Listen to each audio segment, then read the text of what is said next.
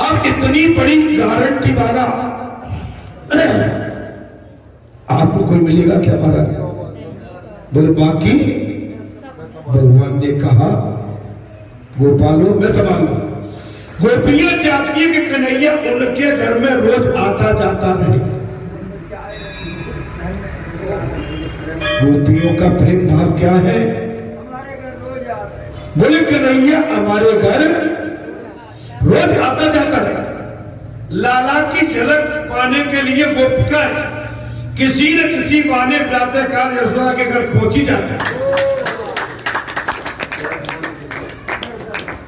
महाराज क्या चक्कर? लाला की उस अद्भुत निराले स्वरूप की छवि को देखने के लिए सारे ब्रज की गोपिकाएं माता यशोदा के पास कोई बहाना बना के पहुंची जा। ये क्या चक्कर? हमारे बालाजी धाम में आप सब माताएं बोले नहीं मैं अभी गई अभी आ।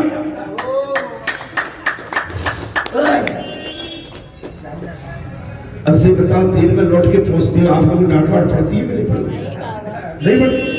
नहीं तो फिर तो भागशाली भैया। गोपिका चाहती है कन्हैया उनके घर रोज रोज आते जाते रहे। लाला की झलक देखने के लिए गोपियां किसी न किसी बहाने प्रातःकाल यशोदा के घर पहुंच जाती थी। गोपिकाएं यशोदा से शिकायत करती थी, यशोदा गाय को दोने का समय होने से पहले तुम्हारा कन्हैया बछड़ों को छोड़ देता। क्या बहाना बना दिया? बोले भैया हम दूध नहीं निकालने के लिए तैयार होते, उससे पहले तुम्हारा लाला हमारे गऊ के बछड़े को छोड़ देते। कोई बहाना नहीं। महाराज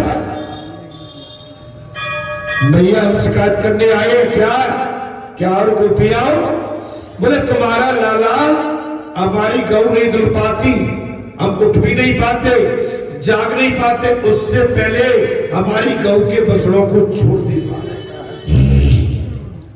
दही दूध माखन चुराता है। और तो और भैया तेरा लाला दही दूध और मक्खन चुराता है और अपने मित्रों के साथ बानरों में बांट देता है। बानरों अपने मित्रों के साथ साथ बानरों को भी बांट देता है। यदि हमारे घर में से उसे कुछ मिल नहीं पाता तो गुस्से से हमारे बालकों को भी रुला देता है। हमारे छोटे छोटे बालक अगर माखन मिश्री नहीं मिली, हमारे बच्चे सोते हैं शिशु पाले में उन्हें भी रुला देता है। हम दूध नहीं माखन चाय जा रख के चीखे पर चढ़ा दे तो भी वो चुरा ले। भैया और क्या करें? अब माखन को दही को दूध को छिपा के ऊंचाई पर भी रखे तो भी चुरा जाता है। माखन अंधेरे में छिपाना चाहे तो अंधेरे भी उसे रोक नहीं पाता।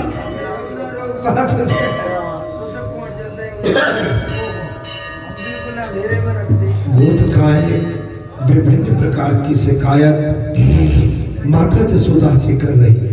मैया अगर हम माखन को ऊंचे पे रख के छिपा के रखे अंधेरे में रखे तो भी हम रोक नहीं पाते। कृष्ण ज्यादा जाते हैं वही प्रकाश फैल जाता है। भगवान कृष्ण जहां जाते हैं कन्हैया जहां जाते हैं वहां प्रकाश फैल जाता है। हम यदि कन्हैया को चोरी करते देती हैं तो वो हमें कहता है तू चोर है, तेरा बाप चोर, तेरी मां चोर।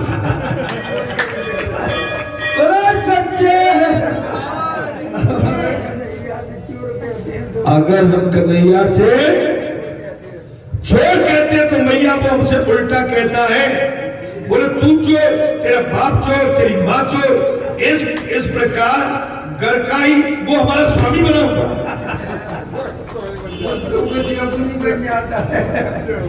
हमारे घर का भी स्वामी बना। गोपियों की शिकायत और यशोदा के ऊपर उत्तर इस गुजराती गीतों में बड़े सरल ढंग से वर्णित है। नरसिंह मेहता का ये गीत है महाराज। यशोदा तेरा कान कुंवरने साथ करीने बारी, माने एक गुजराती मारवाड़ी, अर्थात महाराज माता क्या बता, माता मैं तुम्हें क्या बताऊं, गाय के दोने के समय से पहले ही कन्हैया बछड़ों को छोड़ देता है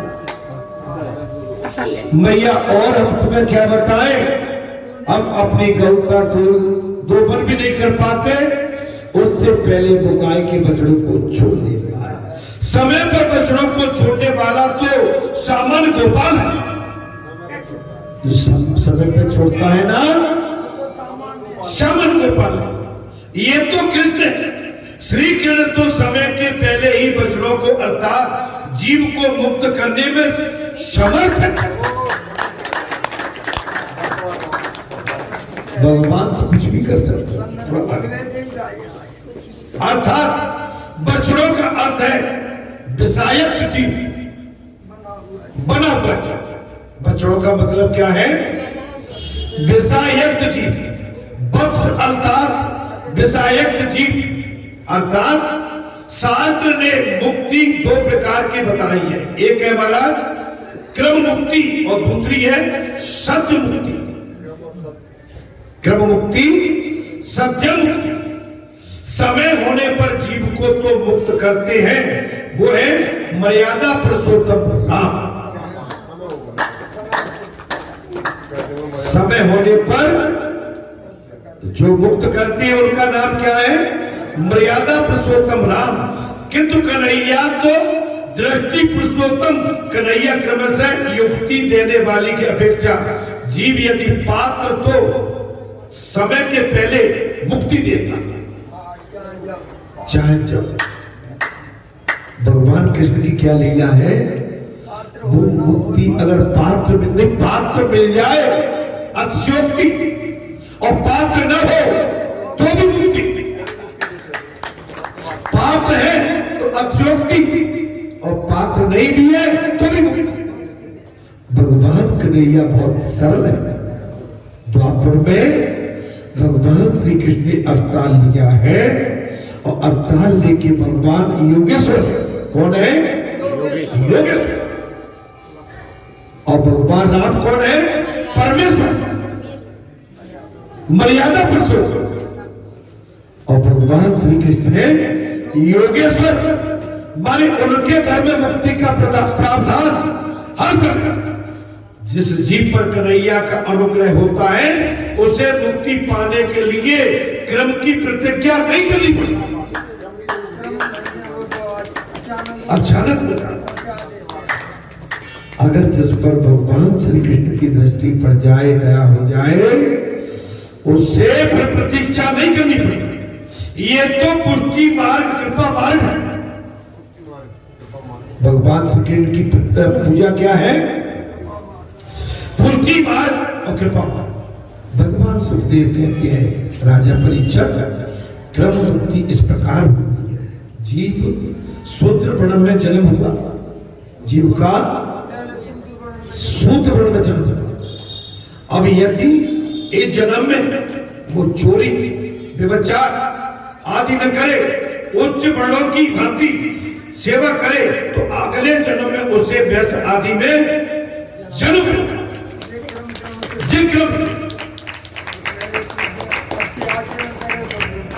देखिए आपको हमको आचरण अच्छे देखिए हो सब मम, भगवान ने कहा, तुलसी बाबा ने लिखा है, सब मम, वो सब मेरे, प्रिय मम, सब प्रिय, सब मम प्रिय मम, सब उपजाए, और सबसे अधिक मन, सबसे प्रिय मुझे 84 लाख योनियों में मनुष्य की लगती है, और मानव योनि के माध्यम से मुक्ति का प्रावधान है। अन्य किसी योनि में मुक्ति का प्रावधान नहीं है। कीड़े मकोड़े बनोगे, मुक्ति नहीं मिलेगी, फिर जन्म लेना पड़ेगा। लेकिन मानव जीवन की गारंटी है यदि हमारे सत्कर्म सही है, पूजा पाठ तप तपस्या साधना सत्य मार्ग सेवा मार्ग धर्म निष्ठा समर्पित भाव, अगर सद्भाव हमारे ठीक ठाक है तो आपको हमको मुक्ति का प्रावधान इस योनि में है और किसी योनि में। अगर हम सूत्र हैं इस जन्म में किसी नीचे वर्ग में, हमारी साधना पर पक्के तो उच्च कुल में हमें जन्म मिल जाए। वैसे यदि नीति पूर्वक जीवन जिएगा तो अगले जन्म में क्षत्रिय होगा। अगर वैसे अच्छा जीवन जिएगा अगले जन्म में वो क्षत्रिय होगा, और क्षत्रिय जन्म में वो क्षत्रिय धर्म का पूरा पूरा पालन करेगा तो अगले जन्म में ब्राह्मण बनेगा, वो ब्राह्मण बनेगा। लेकिन आदमी मानता कहाँ है महाराज? आजकल तो ऊपर से नीचे गिरने की भूल गई। आजकल क्या है? ऊपर से भैया बैठ जाओ, बैठ जा बेटा, बैठ जा, कथा चल रही है बेटा। कथा चल रही है भाई, तो बैठिए माता जी। अभी सत्संग में डिस्टर्ब नहीं करते, शांति से बैठते हैं। देखिए आपको एक बात, आजकल तो हुए गिरने की नहीं, जो ब्राह्मण है वो नीचे गिरा, क्षत्रिय है वो नीचे गिरा, वैश्य है वो नीचे गिरा, लेकिन जो नीचे की श्रेणी है शूद्र वो ऊपर की ओर जा रहा। वो पूजा पाठ तप तपस्या साधना ईश्वर से और ईश्वर से लगाव, ईश्वर के प्रति उनका सद्भाव बहुत हम आपसे ज्यादा हो गया।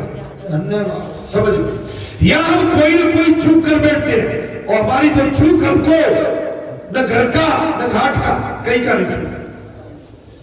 अब ब्राह्मण सदाचारी होगा तो अगले जन्म में अग्नोत्री ब्राह्मण बनेगा। सबसे सर्वश्रेष्ठ कौन सा है? अग्नोत्री। सदा हवन यज्ञ कराता है। यदि ब्राह्मण सदाचारी है तो अगले जन्म में वो अग्नोत्री ब्राह्मण बनेगा, फिर अगले जन्म में वो ब्रह्मनिष्ठ योगी होगा, योगी बन जाएगा, ब्रह्मनिष्ठ हो जाएगा। भाई ब्राह्मण हो, क्षत्रिय हो, वैश्य हो, शूद्र हो, आजकल सबने अपनी अपनी परंपरा पर पार्टियां खत्म कर दी। पहले ब्राह्मण केवल कथावाचक होते, वेदवाचक, भजन पूजन कीर्तन साधना तप तपस्या और अपने घर के पालन पोषण के लिए घर से गांव से आटा दाल चावल उससे अपनी महाराज जीविका चला रहे। लेकिन आजकल तो ब्राह्मण ठेकेदार हो गए, और ठेकेदार कैसे? आजकल तो शराब के ठेकेदार, छत्री शराब के ठेकेदार, रेत के ठेकेदार, माफिया पत्थर के ठेकेदार बन गए। तो ये जो हमने अपनी परंपराएं और वैश्य का काम था बिजनेस धंधा, अब वैसे भी अपने धंधे छोड़ के अन्य धंधों में चले गए। शूद्र का काम था सेवा, वो सेवा न करते हुए अन्य आयोजन और प्रयोजन की ओर ये क्रम था। हमने सबने अपनी परंपराएं छोड़ के रखे। ऐसा योगी सद्वर्तन, योग अभ्यास और ब्रह्म चिंतन उत्तरोत्तर बढ़ता जाए तो उसे 2-3 जन्म लेने पड़ते हैं, और इस प्रकार उसके क्रिया मान संचित तथा प्रारब्ध क्रम निषिद्ध हो जाने पर जीव शुद्ध हो जाता है।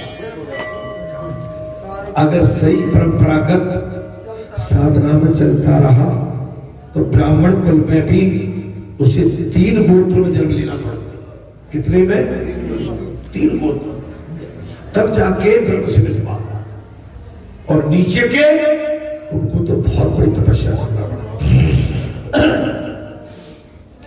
विशेष तौर से मैं ये कहूंगा, जो हमारे ब्रह्मदेव हैं, ब्राह्मण हैं, उनको विशेष अपने इस जीवन पर, जन्म पर, ब्राह्मण कुल में जन्म मिला है, उसे अन्यास अन्यत्र सांसारिक विषयों में फंसकर गंवाना नहीं चाहिए। संपूर्ण लाभ लेना चाहिए। और संपूर्ण लाभ जब ले सकते हैं जब धर्म कर्म से जुड़े रहेंगे। तब संचित तथा प्रारब्ध कर्म निषेध हो जाने पर जीव शुद्ध होता है। शुद्ध होने पर ही जीव को मुक्ति प्राप्त होती है। जब तक जीव शुद्ध नहीं होगा तब तक मुक्ति का प्रावधान नहीं है। तो ये क्रम मुक्ति बात। अब शब्द मुक्ति की बात सुन लो। ये तो क्रम मुक्ति है। ये तो क्रम मुक्ति थी। अब सत्य मुक्ति, इस प्रकार की मुक्ति में जन्म का कोई क्रम नहीं होता। तो अचानक जब भगवान की कृपा है या इस क्रम में किसी जन्म का कोई क्रम नहीं। ठाकुर जी जिस किसी पर जीव पर विशेष अनुग्रह करें उसकी मुक्ति तत्काल हो।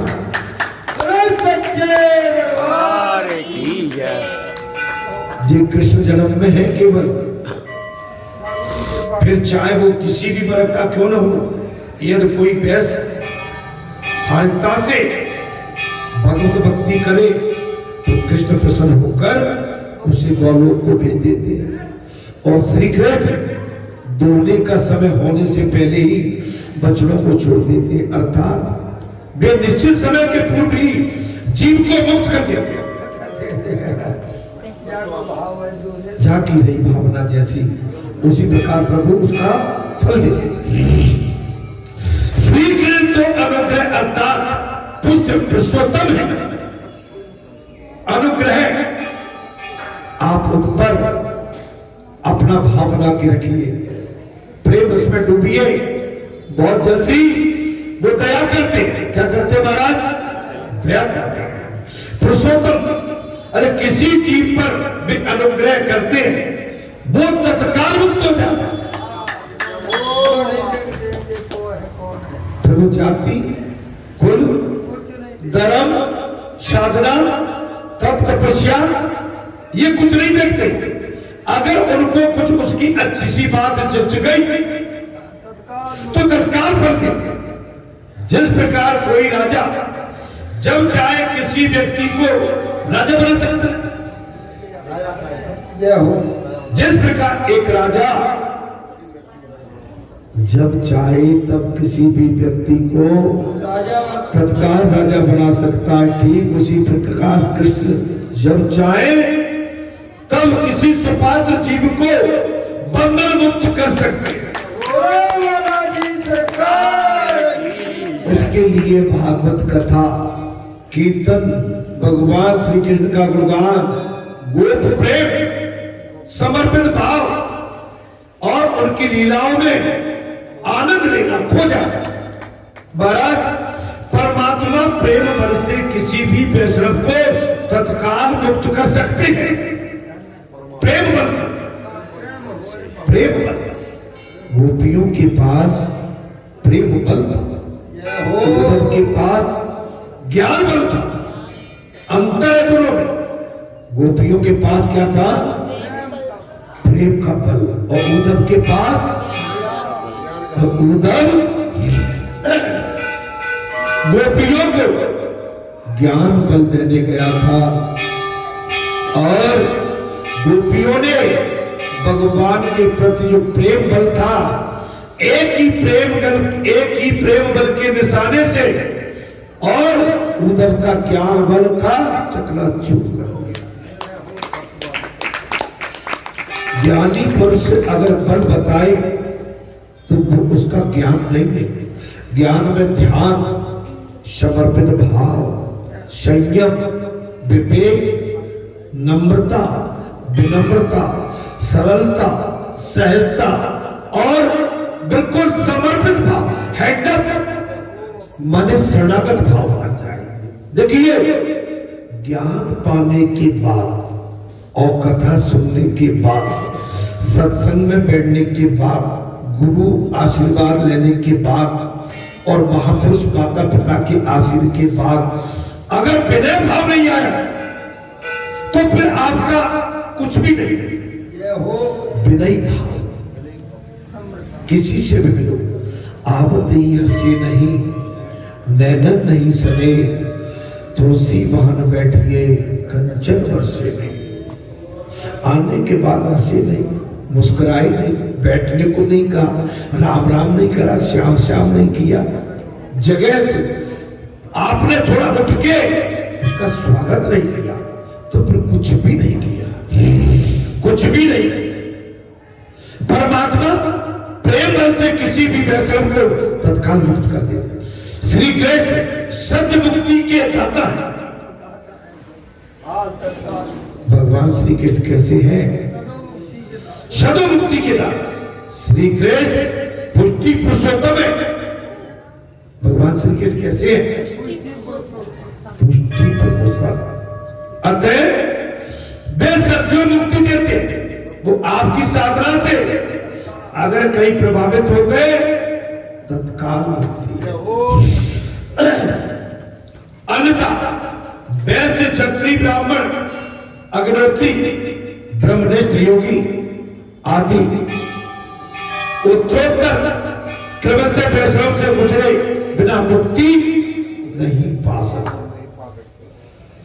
यदि कन्हैया किसी जीव के प्रति दयालु हो जाए, कथा में बात आ गई, भगवान सुखदेव ने कहा, राजन, जो श्रीमद् भागवत कथा सुनता है, कानों के माध्यम से अमृत को ठुकरा देता है, मृत्यु से नहीं डरता है, उसकी मुक्ति तो तत्काल है, उसकी मुक्ति तत्काल है। कैसे? राजन, देवलोक से देवता आपके लिए महाराज अमृत लेके आए थे, आपने देवलोक के लाए हुए अमृत को ठुकरा दिया, लेकिन आपने भागवत कथा का श्रवण पाठ कान के तरह बना के आपने उसको पिया। राजन, आप इस लोक में नहीं, आप तीनों लोक में अमर हो गए। आप जैसे श्रोता, भगवान सुखदेव ने साफ कहा, राजन, आप जैसा श्रोता ये लोक नहीं, किसी भी लोक में नहीं है। परिचित जैसा श्रोता और भगवान सुखदेव जैसा भक्ता न इस संसार में हुआ है न होने को है। अगर श्रोता हो तो परिचित जैसा और भक्ता हो तो भगवान सुखदेव जैसा। महाराज, यदि कन्हैया किसी जीव के प्रति दयालु हो जाए और कृपा कर दे तो वो जीव सीधा बैकुंठ में, सीधा बैकुंठ। अगर कन्हैया किसी जीव पर दयालु हो जाए और कृपा कर दे तो वो सीधा बैकुंठ में जाता। जैसे भगवान की साधारण कृपा से तो सभी जीवों पर होती, कथा में प्रसंग आ गया। वैसे तो भगवान की साधारण कृपा सभी जीव पर होती है, किंतु किसी जीव पर भी विशेष कृपा कर देते। जब कोई जीव परमात्मा की प्रार्थना साधारण चिंतन साधना करते करते वक्त हार कर रोने लगता है तो वो दीन हो जाता है। भगवान के सन्मुख प्रार्थना करिए और रोने लगोगे, आपकी हमारी आंखों से अश्रुधारा बहने लगेगी, दीनता आ जाएगी। उस पर, उस जीव पर प्रभु की विशेष कृपा होगी। विशेष कृपा वो जीव पर प्रभु की विशेष कृपा होती है। कब? जब दीनहीन बन के जब जीव रोने लगता है तब, और उस जीव को उसी जन्म में मुक्ति मिल जाती है। कृष्ण तो ब्रह्मांड के स्वामी है, भगवान श्री कृष्ण तो ब्रह्मांड के स्वामी है, वेद चाहे तो कर सकते। जैसे एक राजा किसी को तत्काल राजा बनाता है, वैसे भगवान श्री कृष्ण एक भिखारी को तत्काल राजा बना सकते। जीव जब तक अतिशय साधना करता हुआ नम्र बनता है, देखिए नम्र होना बहुत बात आ गई। नम्रता कथा में राकेश बहुत बोलना पड़ता है। कथा में जब तक विनय भाव नहीं आया, कथा सुनने के बाद हमारे अंदर हमारा हृदय नहीं पिघला, हमारे हृदय में लचीलापन गीलापन नहीं आया, सरलता, विनय भाव, प्रार्थना, सद्भाव, विनय भाव नहीं आया तो कथा सुनने में अभी कमी है। आपके अंदर सहजता, सरलता, विनय भाव, नम्रता ये सब आना चाहिए। करत करत अभ्यास के जड़मत हो तो सुझाव। आप अभ्यास करते रहिए, विनय भाव। घर में भी रहिए, घर में अरे तूरे कायरे हो नहीं, बैठ जाइए। कहां से आए भैया? बैठ जाओ। और भैया क्या है? ढोलक वाले भैया, छोटे भैया, पानी वाला भैया, आओ भैया, ठीक हो भैया? ये विनय भाव। कायरे अरे तूरे, ये क्या है? मैं अपनी आपकी बोली को खराब नहीं बता रहा, अभी इसमें जकड़न है, इसमें ऐठन है। ये जेड ऐठन आपने तो भले अच्छे भाव में कहा है, लेकिन सामने वाले को ये भाषा ठीक नहीं लग रही। हमें अपनी आदतों में कुछ सुधार करना पड़ता है, करना पड़ता है। भाई हम यहां बैठे, हमसे शिक्षा लेने थोड़ी गई, हमको तो शिक्षा बालाजी ने दी।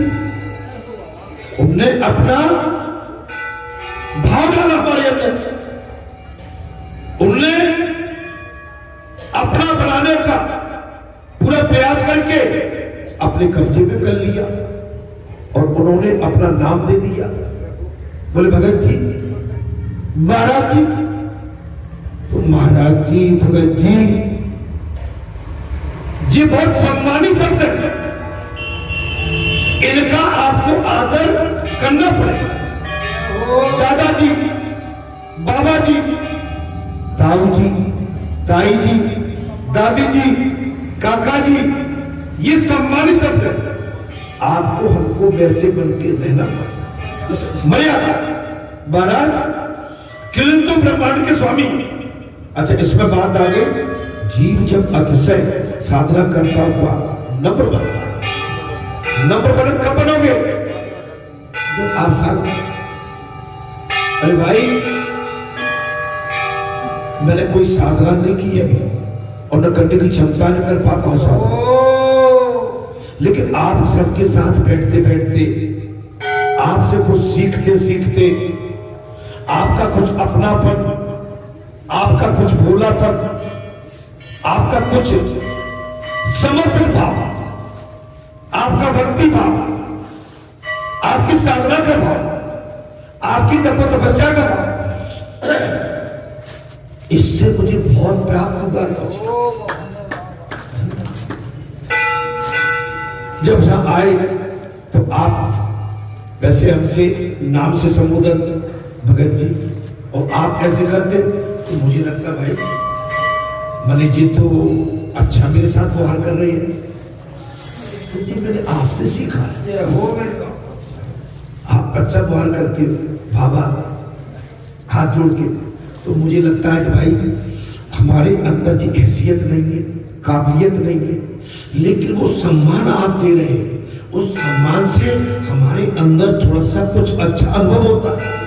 हम भी उस सम्मान को लेके और हम भी कहते हैं कि जी इतना सम्मान दे रहे हो तो हम अपना सर झुका देते हैं, भाई आप भी सम्मान, क्योंकि आदान प्रदान हो। ये हमारे बड़े गुरु हैं, आप हमारी दादी हो, ये बालाजी की व्यासपीठ है, हम मानव शरीर से बैठे हैं। इस समय मानव नहीं है, इस समय बालाजी की पीठ पर सवार है। इस समय आप जिस रूप से आते हैं हमारे हाथ ऐसे उठ जाते हैं। अभी हमें एकांत में नीचे मिलो, आप अगर पूजनी होंगे तो हम आपका सर नहीं झुकने देंगे, हम अपना सर आपके चरणों का झुकाते हैं।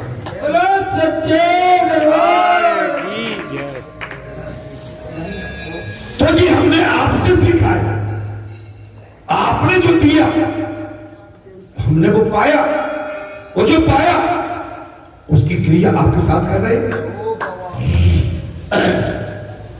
महाराज उसी क्रिया को हम आपके साथ कर रहे हैं, किंतु किसी जीव पर विशिष्ट कृपा भी कर देते हैं।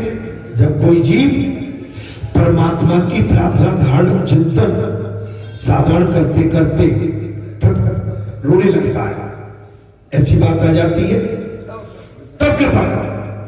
निसाधक होकर भी साधक करता है वो श्रेष्ठ।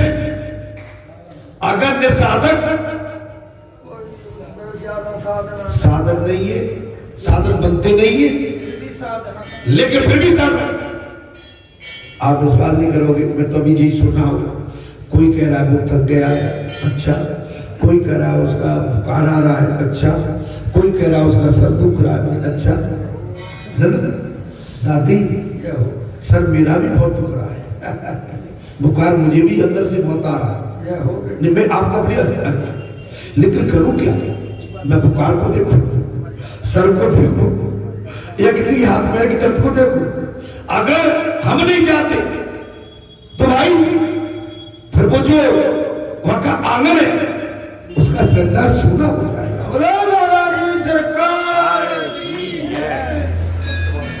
सोना हो जाएगा। मेरा आशा है, कल अगर आप देखेंगे दादी, कल मुझे बहुत आया, मुझे जहां एक जगह आना भी था, यहां से थोड़ा मुझे गाड़ी कई दिन से गड़बड़ कर रही थी, मुझे वहां पहुंचा गैरेज में, वहां से 2:30-3 बजे लौटा मैंने, है ना। अब मैं इतना थका हुआ था और थोड़ी सी मुझे जुराई भी सता रही। क्या सता रही? जुराई। माने इतनी जुराई मैं बेहद। और कल रात में ये सोच रहा था मैं कैसे पहुंच पाऊंगा, कैसे सुंदरकांड कर पाऊंगा, कैसे 5 बजे की आरती में खड़ा हो पाऊंगा। लेकिन देखिए जब उसका सहारा ले लेते हैं तो बात सब सुलझ है। मैं अपने लिए नहीं, मैं आप सबके लिए कह रहा हूं। आपको भी सबको तकलीफ होती है। हमारी दादी कह रही थी मुझे दवा लेनी पड़ी तब आप आए। सबको कोई ना कोई, लेकिन हमारे भगवान छूट जाता है।